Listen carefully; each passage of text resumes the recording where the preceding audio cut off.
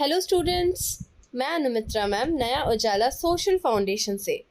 And आज जो topic हम कवर करने वाले हैं वो है स्टेट्स ऑफ मैटर, यानी द्रव्य की अवस्थाएं।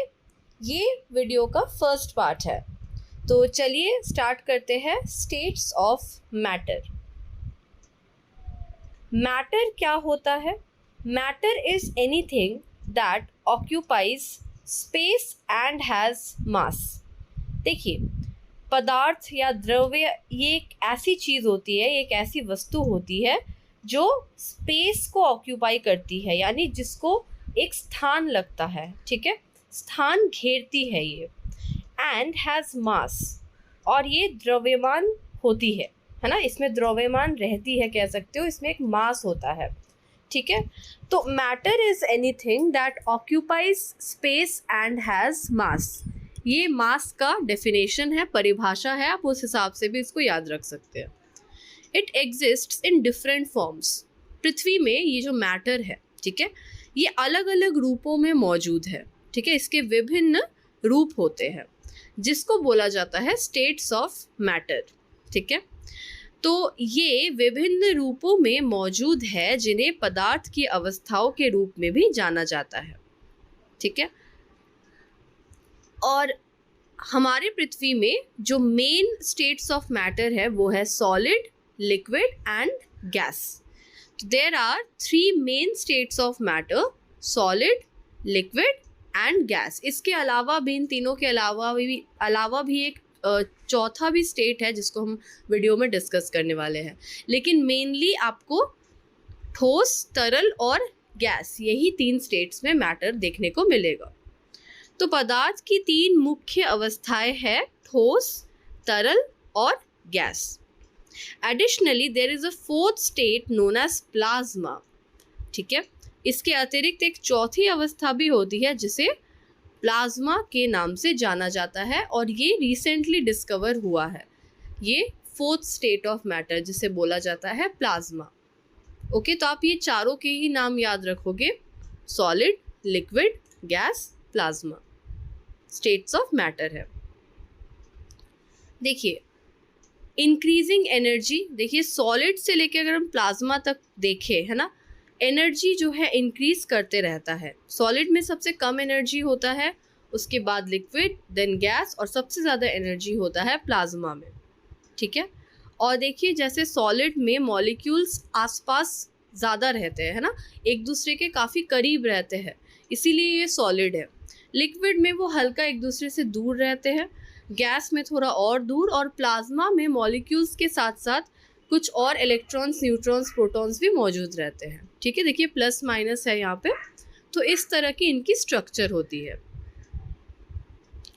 सबसे पहले हम डिस्कस करेंगे सॉलिड, ठोस पदार्थ क्या होता है।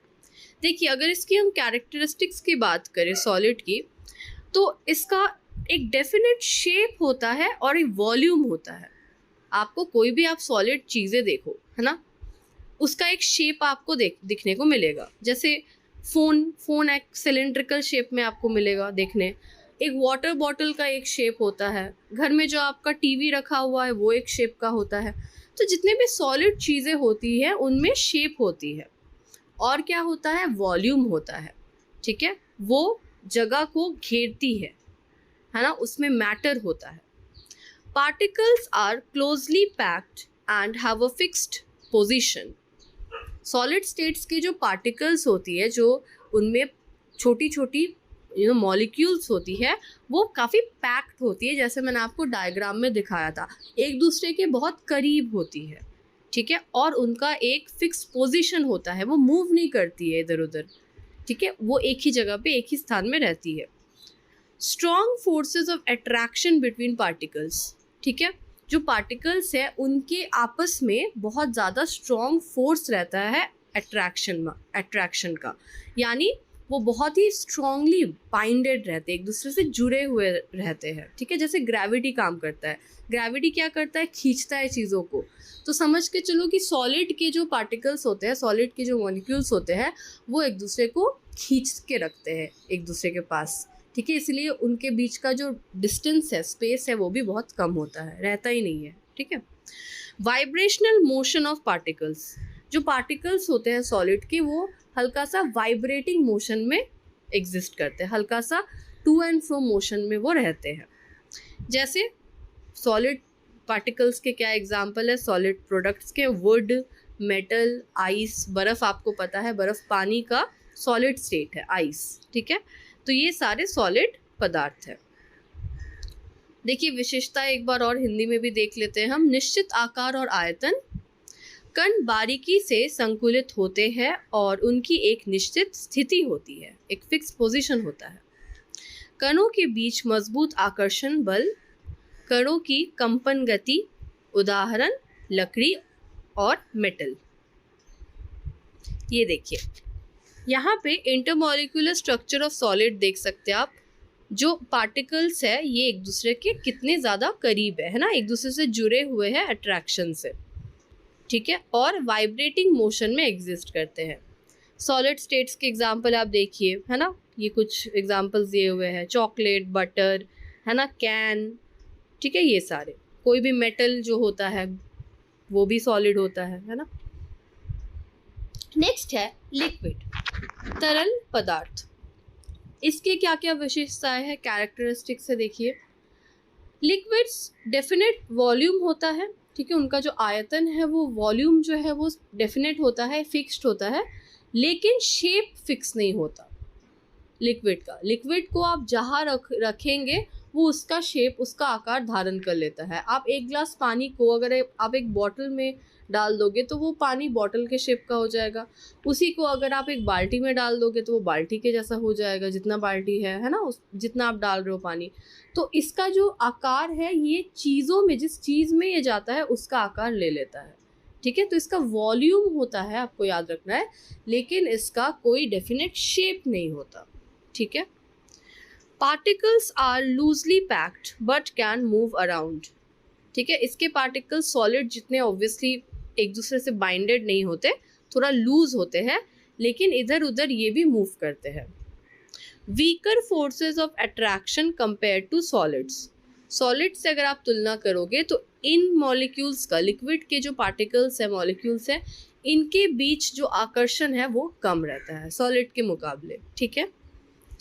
Particles can slide past each other, particles एक दूसरे के करीब से होके गुजर भी जाते हैं इसमें, ठीक है, उस तरह से अट्रैक्टेड नहीं रहते एक दूसरे से। जैसे पानी, दूध, है ना, वाटर, मिल्क, ऑयल, ये सब लिक्विड होता है, ओके। लिक्विड का जो मेन पॉइंट है यही याद रखना, वॉल्यूम होता है, ठीक है, लेकिन शेप नहीं होता है।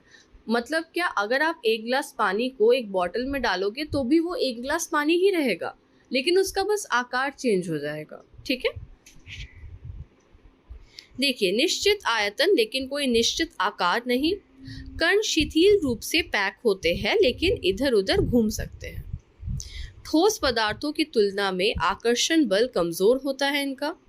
कण का एक दूसरे के पार सरक सकते हैं, जो कण है इसके, जो पार्टिकल्स है, जैसे पानी, दूध, तेल, ये सब लिक्विड होता है।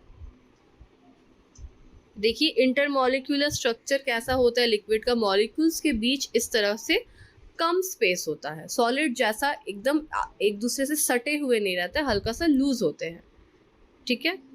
एग्जाम्पल के लिए जूस, वाटर, ऑयल, मिल्क, ये सारे लिक्विड है, तरल पदार्थ है, ठीक है। जो थर्ड स्टेट ऑफ मैटर है वो है हमारा गैस, गैस पदार्थ। इसकी विशेषताएं क्या होती है? गैस का कोई डेफिनेट शेप या वॉल्यूम नहीं होता है, नो डेफिनेट शेप और वॉल्यूम। लिक्विड का क्या होता है? वॉल्यूम होता है, शेप नहीं होता। सॉलिड का क्या होता है? शेप और वॉल्यूम दोनों होता है। गैस का क्या? शेप और वॉल्यूम दोनों ही नहीं होता है, दोनों एब्सेंट है, ठीक है, गैस में। Particles are widely spaced and move randomly, particles के बीच में जो है स्पेस बहुत ज़्यादा रहता है और रैंडम मूवमेंट होता है। ऐसा कुछ नहीं है कि मतलब एक पर्टिकुलर फिक्स्ड मूवमेंट हो रहा है ना, जैसे छोड़ोगे वहाँ पे वो चला जाएगा, उस तरह से। इसीलिए गैस क्या होता है? फैलता है बहुत जल्दी, है ना।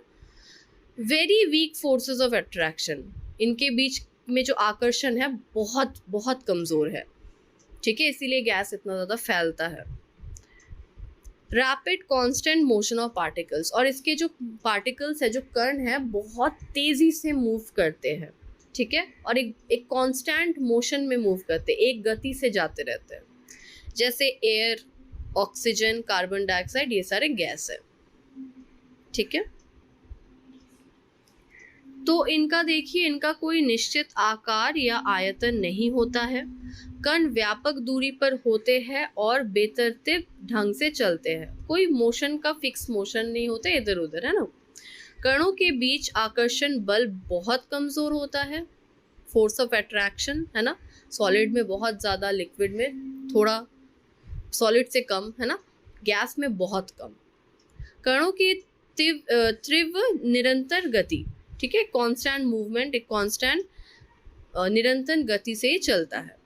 उदाहरण वायु, ऑक्सीजन, कार्बन डाइऑक्साइड, ये सारे गैस है, ठीक है। हमारा जो वायुमंडल है, मतलब क्या है, ये गैस ही से बना हुआ है, डिफरेंट टाइप्स ऑफ गैसेस से, नाइट्रोजन, ऑक्सीजन, है ना, कार्बन डाइऑक्साइड, वाटर वेपर, जल वाष्प भी गैस है ना।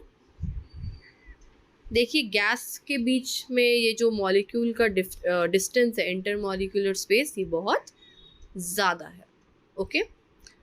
तो ये देखिए गैस का कुछ उदाहरण इसी तरह का होता है ना, धुआं, ठीक है, जिसका कोई एक फिक्स्ड फॉर्म नहीं है।